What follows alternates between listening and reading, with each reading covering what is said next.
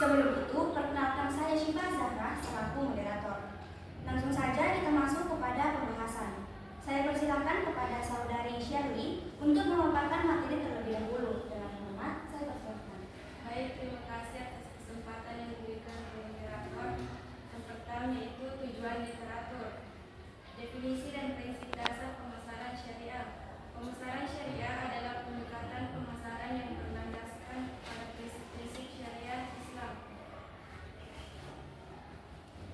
yang mengintegrasikan etika dan moral dalam semua aspek bisnis. Definisinya mencakup penerapan nilai kejujuran, transparansi dan keadilan dalam proses pemasaran serta memastikan produk yang ditawarkan sesuai dengan standar halal. Adapun prinsip pemasaran syariah yang pertama yaitu kepatuhan terhadap syariah, transparansi, keadilan.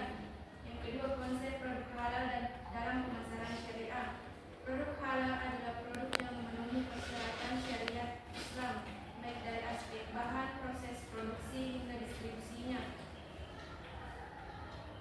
Adapun prinsip dasar produk halal dalam pemasaran syariah yang pertama, halal secara hukum atau legalitas syariah. Yang kedua, tayyib atau berkualitas dan bermanfaat. Yang ketiga, keberlanjutan dan etika produksi. Yang keempat, transparansi informasi. Yang kelima, sertifikasi halal. Yang keenam, keseimbangan harga dan manfaat. Strategi pemasaran syariah dan perbedaannya dengan pemasaran Jalan pertama ya. Bulan. Bisa. Bulan. Foto kata apa? Produk dan praktik pemasaran sesuai dengan hukum Islam.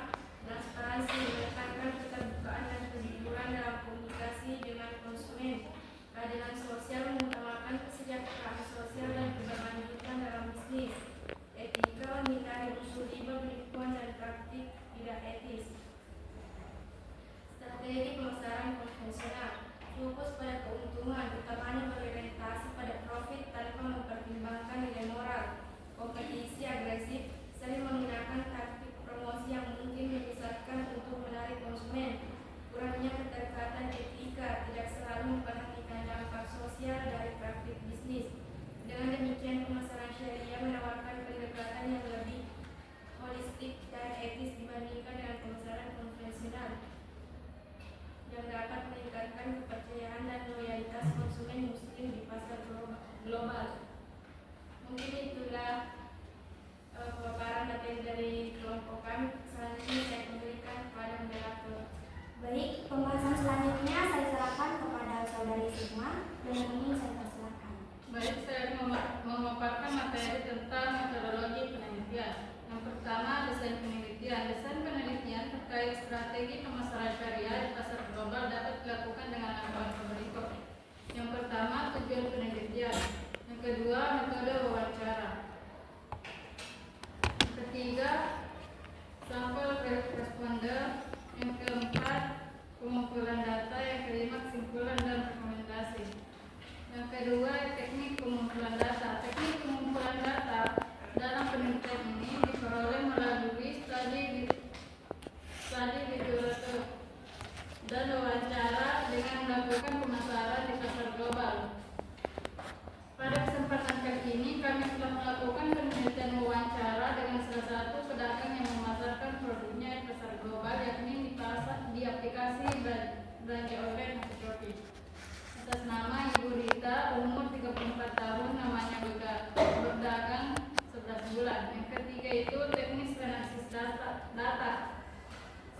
Teknik analisis data diperoleh dengan metode penelitian kualitatif. Responden untuk mengumpulkan data yang diberikan wawasan tentang dinamika pasar dan strategis pemasaran berbasis syariah yang dilakukan disertai dengan dokumentasi. Mungkin itu saja pemaparan dari saya kembalikan kepada moderator. Selanjutnya saya persilakan kepada saudari Silvi untuk pemaparan materi. Dengan ini saya persilakan. Baik, saya akan membacakan materi tentang hasil dari pembahasan. Yang pertama, studi kasus perusahaan sukses yang mengimplementasikan strategi